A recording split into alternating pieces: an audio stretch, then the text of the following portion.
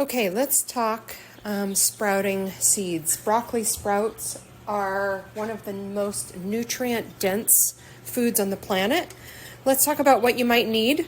So there are mason jars, and you can buy these lids on Amazon. I like these lids.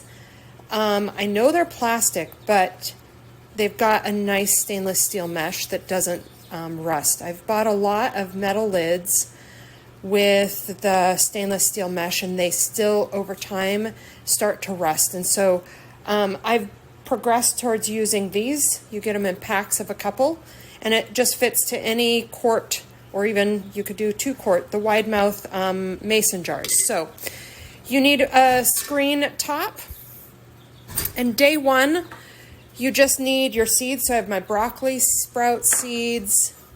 I have, these ones are radish sprouting seeds. These ones are alfalfa sprouting seeds. I even have clover sprouting seeds. But today we're going to talk broccoli sprouts. So what I've found is that for a mason jar, I can do about 2.5 tablespoons of seeds. So I'm just going to scoop them out.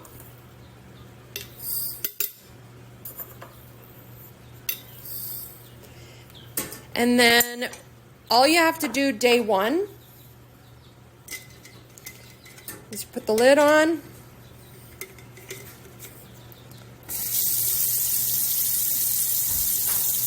and you fill it with filtered water. Okay? And you'd leave it like that. I've managed to get the seeds, most of the seeds below the surface. A few will float, but you just swirl it a little bit.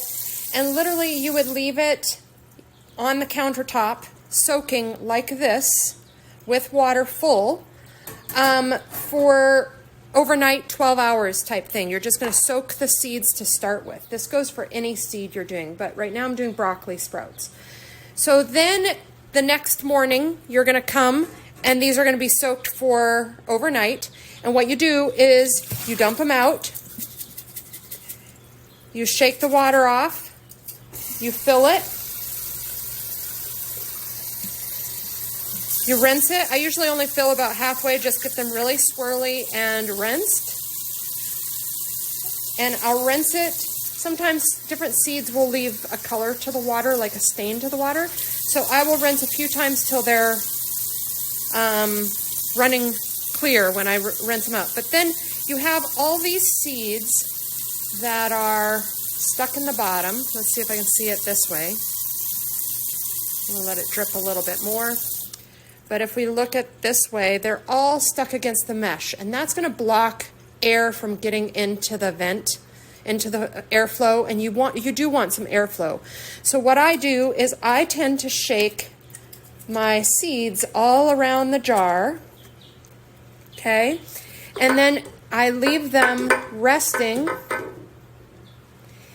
like that. Let me move this so that you can see it. Like this in the sink. Or I actually have a little tote crate. Let me go get it really quick.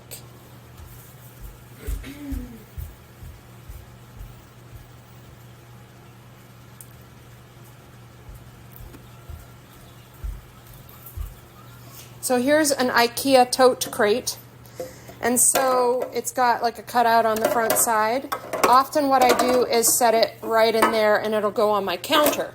Now twice a day I'm going to come, so if it's sitting on my counter, twice a day I'm going to grab it, I'm going to fill with water, swirl it, dump it out, shake the seeds all around the jar.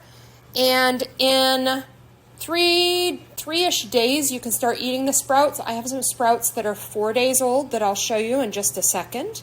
But you'll end up with sprouts with a long little tail, and then they open up. They have little leaves, 2 little leaves that start, and you want to actually get them sunlight. So I actually set mine out in the sun right now, and I'm going to go get them and show you, because I'm going to let them sun a little bit today before I put them in a storage container for my fridge. I usually put them in a Pyrex rectangle dish. I put So I'll do this later today. Grab one of these square or rectangles. I put a paper towel in the bottom, and then I sprinkle my sprouts out over top and close them off. And they will last weeks in the fridge. They tend to not grow mold as much as in the store, and they last well, and they cost me pennies to make. So I'm going to go get the ones, I'm going to go show you the ones I have outside. So let's go do that. Let me just go.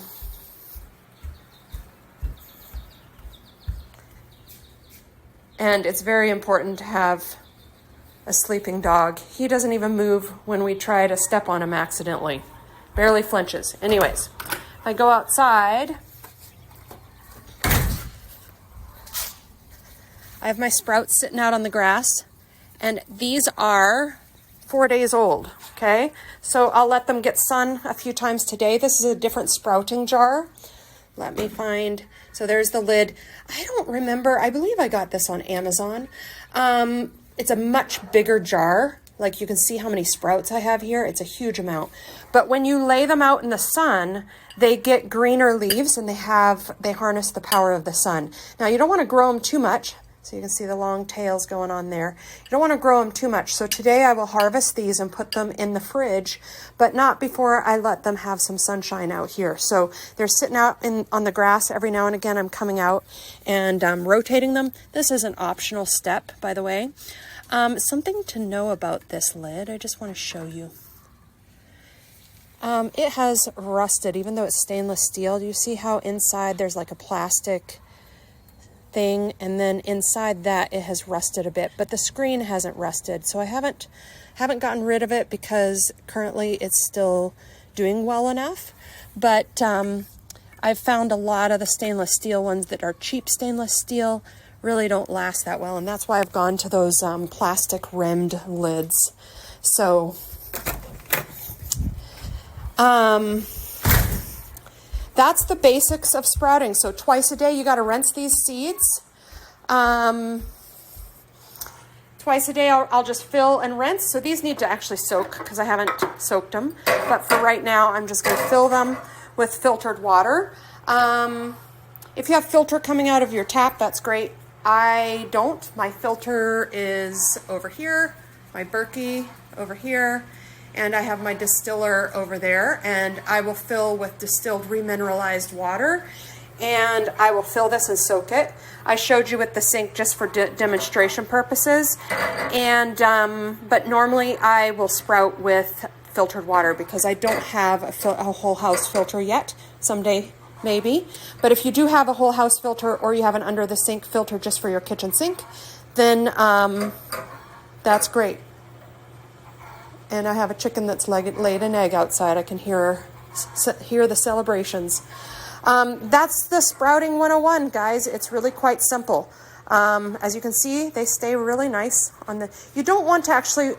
Just one little tip: when you've rinsed your seeds, you don't want to store them upright. So after the 12-hour soak, you always want to store them at this 45-degree angle so the excess water can leak out. Otherwise, the ones that sit in water on the bottom will sometimes want to mold or get bad. Now, something to know about broccoli sprouts specifically is they do smell. They smell like sulfur, and you want to rinse them until they don't smell. So it could be two or three rinses when you start getting to day 2 or 3, but they aren't bad. They just smell like broccoli. They're not bad, like it's not going to stink up your kitchen. You're going to smell it if you get within 2-3 inches from the screen mesh when you're rinsing it. And so you just want to rinse it till it smells fresh and not so broccoli potent. So broccoli sprouts, super good for cancer prevention, all kinds of things. Really good for our hormones as females and males. And so eating several ounces of broccoli sprouts per day can be really helpful for anti-cancer and hormone balancing.